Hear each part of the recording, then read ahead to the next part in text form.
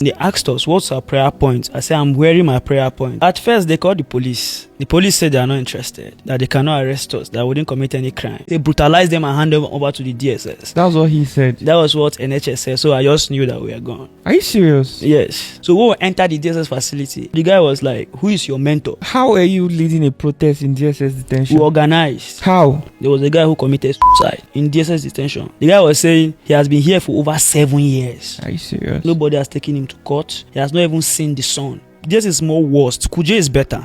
Hello everyone, welcome back to Chaka Fame. Imagine walking into a house of God with your friends just for Thanksgiving, but instead you find yourself in the back of a DSS van.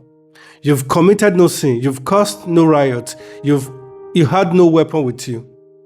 But your sins, or rather the only crime, is that you and your friend wore a t-shirt to the church with the inscription, Tinubu must go.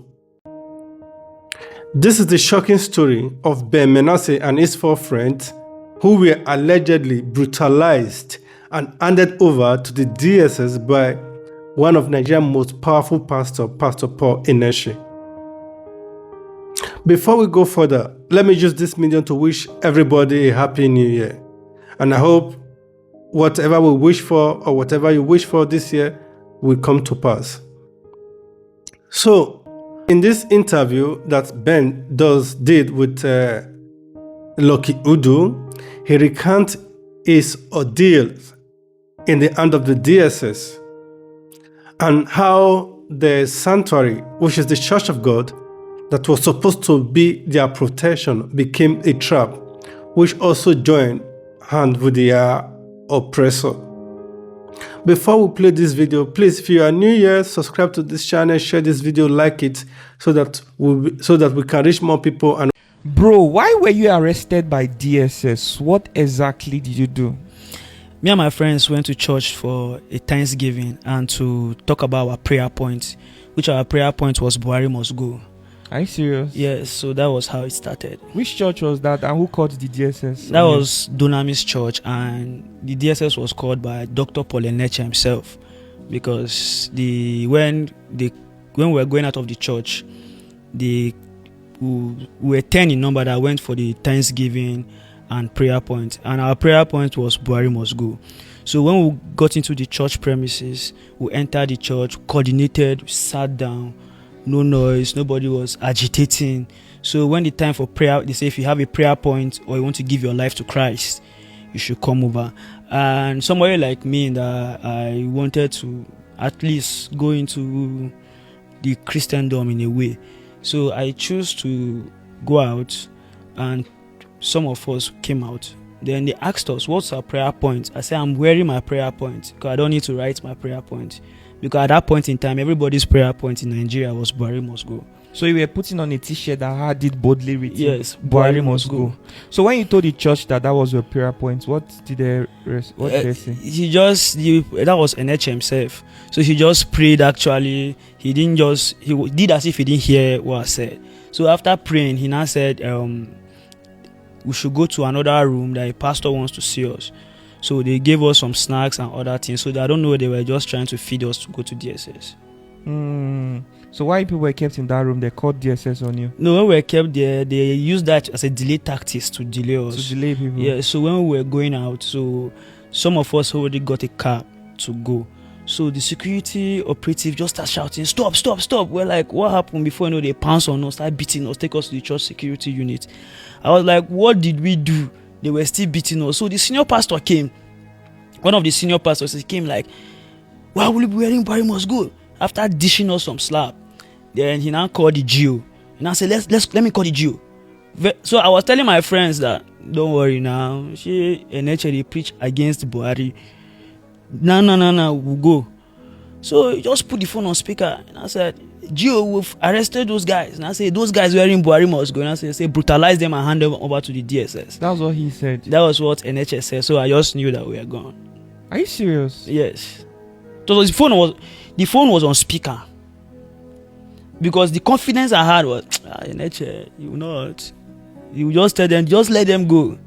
But it was brutalize them and hand them over to the DSS. I hope you are telling the truth. And In whatever in his words.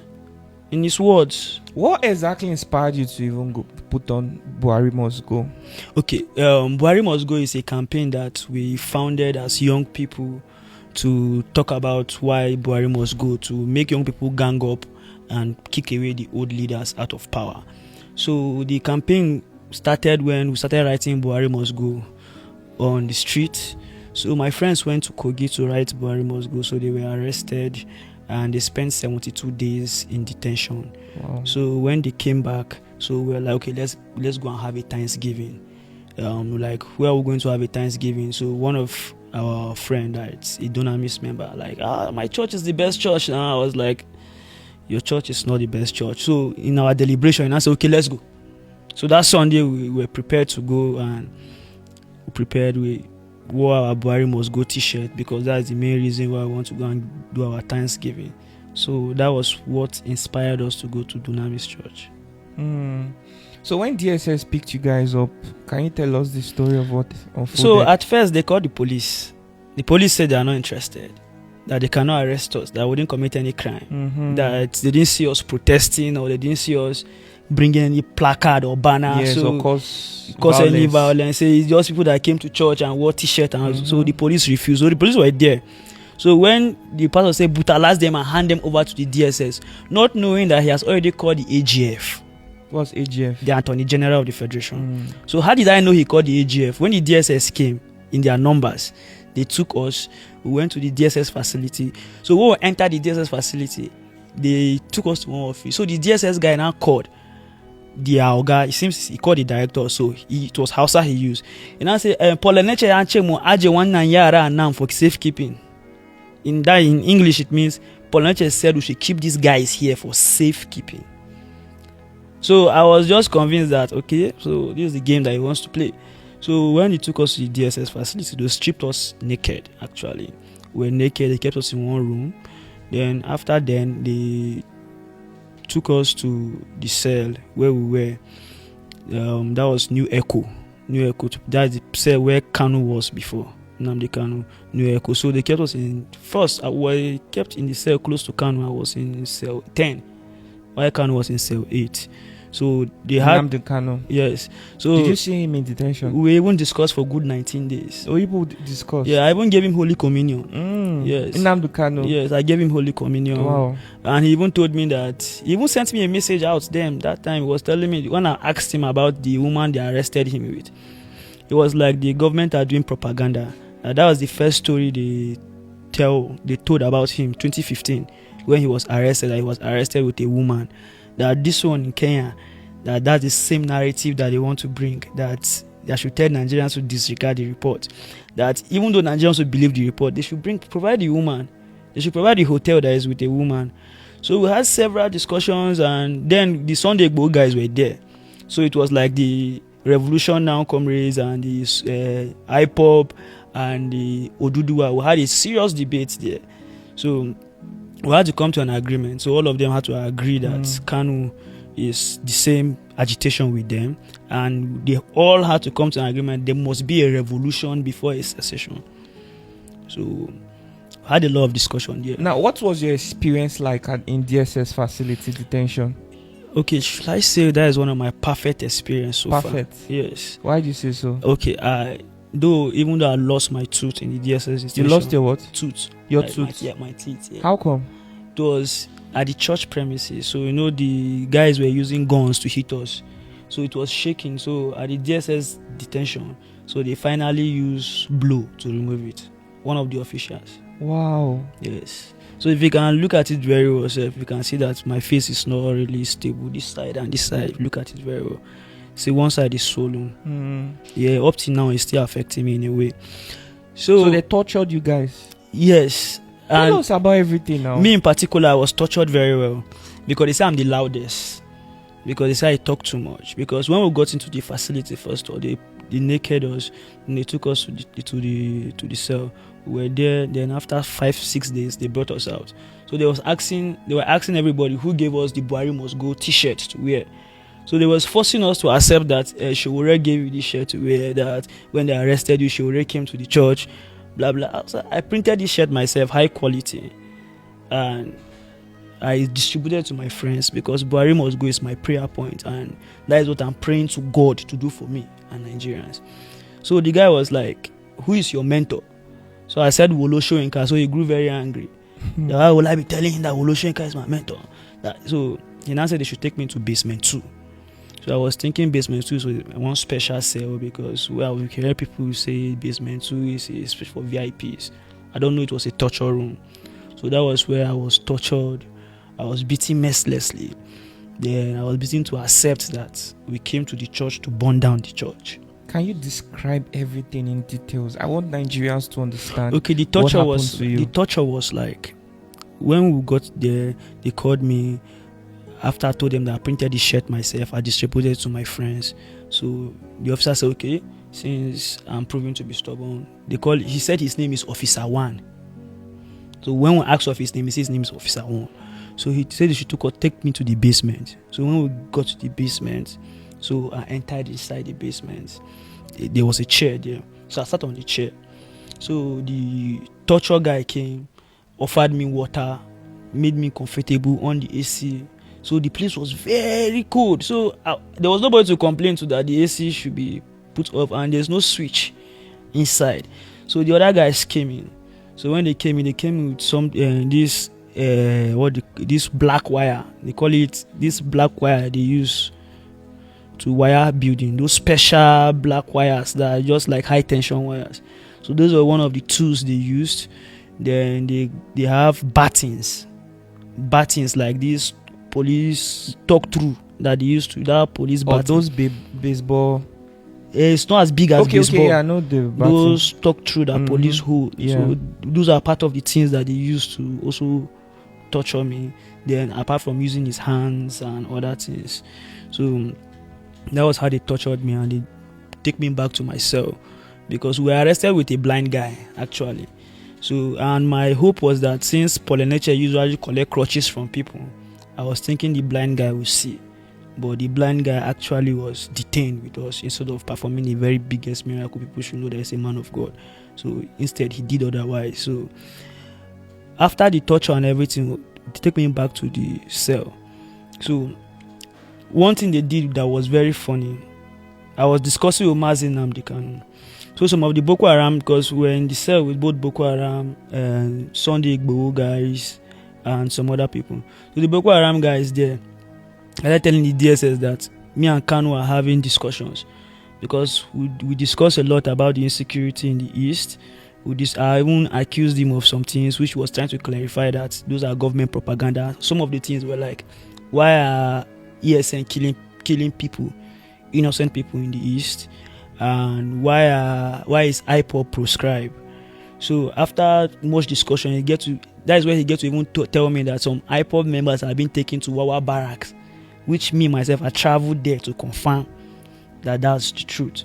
So he also told me that he doesn't encourage people to kill people, that he only encourage ESN to protect the East from all these Fulani herdsmen and insecurity. So, but mostly how we communicate most times in the night around 2 to 4. Then during the day we write. Then there's like a box. Did you see him physically? We communicate physically. You saw him face to face? Yes. Okay. So we write on a paper, put it inside one box. The box has a long rope, like this kind of, it's like a bucket, but the bucket is half. We cut the bucket into half. Then there's a rope tied to the bucket.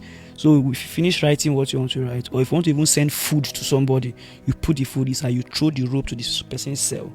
Then the person will drag the rope, then remove what you sent. Then if you want to send back to you, he will throw the rope to you, then you drag it, then the bucket will come to you. So that was the best way we were communicating. So we were discussing for over 19 days. So after that 19 days, they were about to take us to court. So when they were about to take us to court, so the Boko Haram guys snitched on us. The Mazi Nnamdi Kanu had been discussing with us that they should search us. So when they searched us, they saw a letter that he wrote that we should give Shiwore. But the mistake I made was he sent that letter in the morning. I was unable to read that letter because I know they will be taking us to court. So we put the letter in the blind guy's trouser inside his boxers, thinking that they will not search. So that morning they searched us. So they removed the letter from there. So they were asking the blind guy who put the letter there. So they know it wasn't the blind guy, but they know it was one of us. So after beating us there, they collected the letter. So when we came back, they changed everybody from New Echo. So they removed us from New Echo. They took us to Old Echo, where we were with Frank and Kelvin, Emeka and Gonadi, and some other guys that were also arrested. So that is where the sweetest part of the DSS detention started, because then we started a protest in the DSS detention about one of the Sunday Igboho guy that they want to cut his hand because he was shot on the hand. So when they cut his hand, so I protested. We led the protest in the DSS detention. I was still tortured for How are leading you the protest. leading a protest in DSS detention? We organized. How? Okay, we were talking to prisoners why a revolution is needed, why Buhari should go. And most of them there were talking to them, telling them according to the law, point of law, some of them that were innocent.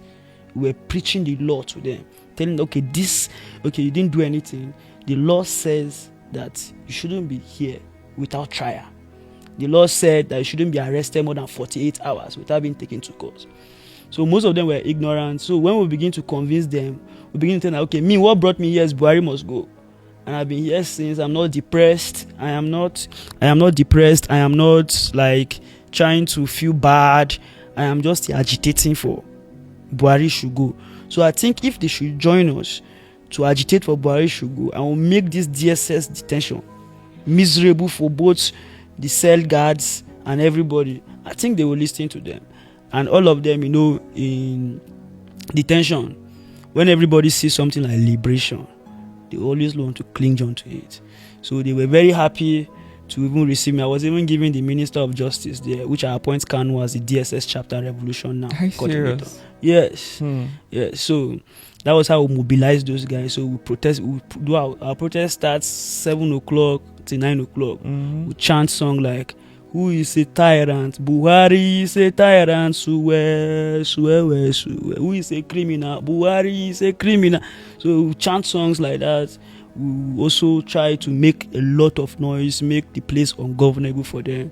So we're doing that continuously. Though we're tortured. After I do that, sometimes when it's very loud, they'll just call us, or 5 of us, they'll beat us up. But mainly they beat us up. When those people want to pity us, we'll tell them that they shouldn't pity us. That is the reason why we should agitate them more. Because if you don't agitate them more, these people will not listen to you. So, and also, aside from that, I also realized that many people there, just like a guy that I met there, Emeka and Gonadi, how we started communicating was when he saw me there, he saw that you were arrested for Buhari must go. What did you do? Then I discovered that the guy was arrested for liking and commenting on a post. Are you serious? Yes. Just because he liked and comment on a post. So I was thinking Which was post? IPOB post. So I was thinking it was like the story is not clear, because I was thinking this guy should be lying. Why will you just like and comment on the post and then DSS will arrest pick you up? Then when I came out of detention, I investigated the matter. I discovered it was true. I took up the matter. We went to court. We got 2 judgments, and up till now, DSS hasn't provided that guy. They took him to Wawa Barracks, where he has been detained. What was Wawa Barracks? It's a barrack in Niger State after Kainji Dam. Yes. Where DSS carry IPOB members or people that they just arrest randomly. They take them there for them to suffer and die. Welcome back. We all heard from the horse's mouth. I know many members of the Dunamis Church are explaining and saying that the pastor was just trying to not get involved with politics. So the question myself is asking, Why did the pastor take it even more further, even when the initial police court first rejected the case and say this does not call for any arrest because the share the war is only saying Buhari must go. That is not a crime. Why then did the pastor requested for the DSS, and even in the statement, it was allegedly that he said they should be brutalized and handed over to the DSS? How is this? How is this maintaining peace in the house of God? In the eyes of the public, this is like maintaining access maintaining access to government. It is possible that Paul Eneshi was in bed with a Buhari government. So for him not to lose access to the government, to lose access to the benefits they are getting, they have to also be a second arm of government, punishing the public. So that is the question many people are asking. What do you think? Why did the Paul Eneshi take it even more further? I know many of the Dunamis members, if you really think what your pastor did was nice, can you also let us know in the comment section below, and let us also hear from your side. Thank you very much. We'll see you again. Bye-bye.